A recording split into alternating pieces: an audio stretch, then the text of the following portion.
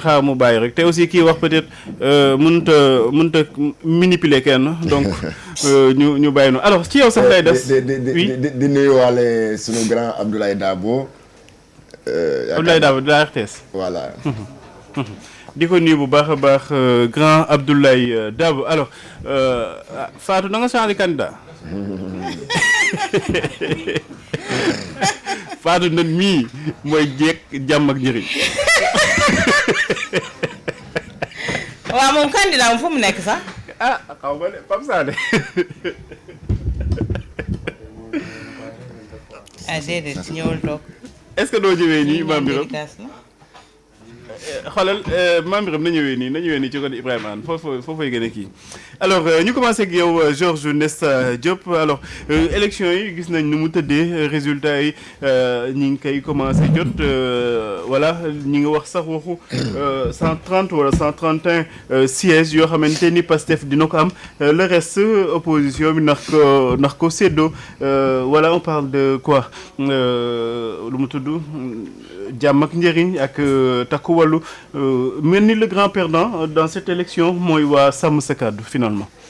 waaw waa Sàmm Sa Kàddu moom bon vraiment c'est les plus grands perdants parce que boo gisee seen coalition bi ñu bëri dañoo jàppoon ne c'était la plus grande coalition à part celle du PASTEF bien sûr mais la surprise man je suis pas du tout surpris nag que voilà que PASTEF rafle la mise et loolu yaakaar naa boo gisee élection législative yi passée et puis c'est très difficile c'était même une illusion pour certains de penser que Pastef mën a gagner l'élection présidentielle avec 54%, 6 mois après mu mën a perdre ay législatives wala mu mën a indi sax ay jiixi jaax si élection résultats yi loolu c'était presque impensable parce que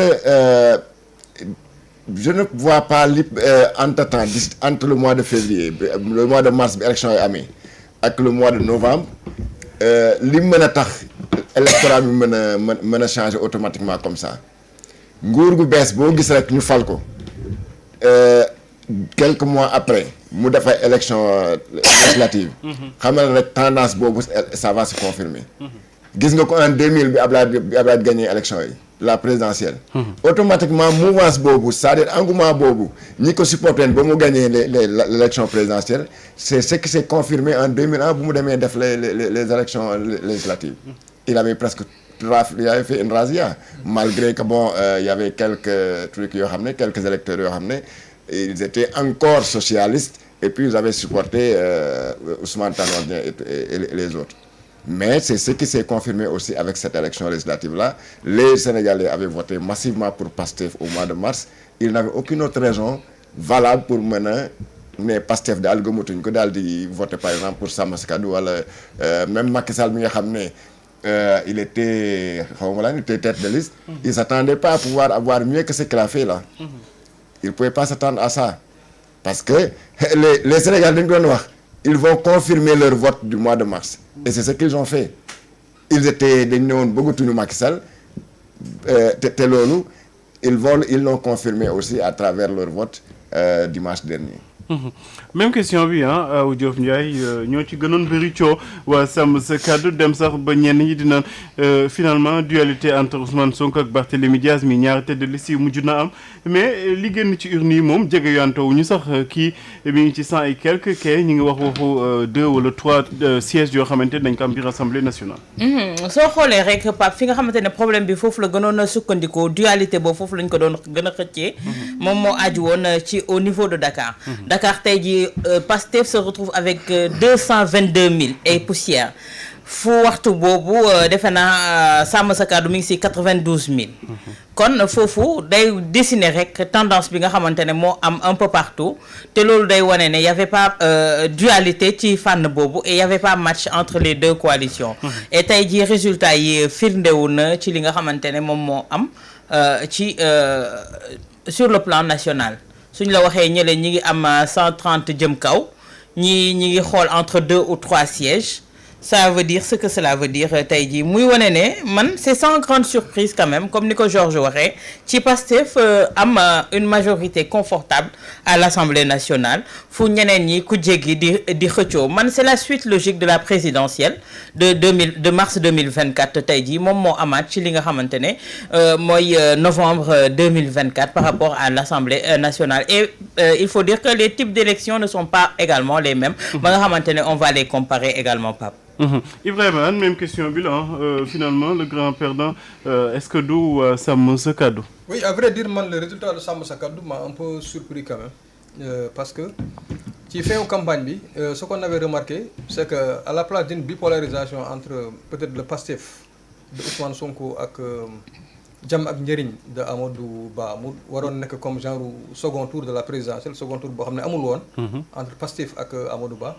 Donc man je m'attendais à ce que ce second tour ça ait lieu en novembre 2024 le 17 novembre notamment mais surtout aussi avec la tournure de la campagne parce que ci à la fin on ne parlait que de Sàmm Sa Kàddu de Barthélémy Diaz ak Pastef de Ousmane Sonko. À la limite les autres coalitions étaient pratiquement inexistantes ñoom ñi nekkoon ci terrain bi mais on les voyait pas et on les entendait presque pas. Donc ce qui fait que autant la victoire de Pastef ne m'a pas surpris bon même si j'étais loin de m'imaginer ampleur bi dina demee nii. Mais autant aussi classement bi nga xam ne Sàmm Sa Kàddu am na ko au niveau national xaw na ma surprendre mais comme Georges effectivement ak Awa ni ñu ko waxee aussi sénégalais bon la tradition électorale sénégalaise c'est qu'à chaque fois qu'il porte quelqu'un à la présidence de la République ils ont tendance à lui donner aussi une majorité confortable pour lui permettre de gouverner donc que ce soit Abdou Diouf en 83 Abdoulaye Wade en 2000 Macky Sall en 2012 ak donc loolu cela n'a fait que se confirmer loolu tax sax boo seetloo les présidents ils ont tendance à ce que bu ñu arriver au pouvoir rek dans la foulée de leur état dans la foulée de leur élection et ci seen état de grâce seen moment de grâce bi ñu provoquer ay élections législatives c'est pour permettre un peu de bénéficier de ce dit état de grâce là. Donc loolu li ñu loo xam ne lu ñu mën a tirer comme enseignement ci élection yi donc ça ne m'a pas surpris la victoire de comment dirais-je de Pastef même si je m'attendais pas à cette ampleur là mais le classement de comment ça s'appelle encore. Sàmm Sa Kàddu. de Sàmm Sa Kàddu m'a quand même un peu surpris. D'accord man Birame nuyu naa la. maa ngi lay fay Pape Matar nuyu ñu nekk ci studio bi yëpp la grande Awa Georges Nessa ak Ibrahima Anne nuyu Ndir ak Omar nuyu sénégalais gambien yi ñu déglu yëpp. Classement wu Sàmm Sa Kàddu bien sûr c'est provisoire mais classement boobule est-ce que daf la surprendre comme nu mu surprendre ñu bëri. non man kay surprendre pourquoi man kay pare woon naa pour miser ne Déthié Fall su toogoon foofu du nekk député. Ah oui jàppoon naa ne Sàmm Sa Kàddu moom et de toutes les façons investir ñu sax daanaka ci la moitié ou bien près de la moitié des départements. Donc mu leer la ne li ñuy njëkkante ji ci liste nationale bi la ñu koy amee te daanaka Dakar kese la ñu miser woon seen effort yëpp. Bu nekkee nag effort yooyu da nga ko miser ci benn gox boo xamante ni il y a Pastef devant. Il y a de fortes chances que li nga doon xaar comme résultat doo ko gis.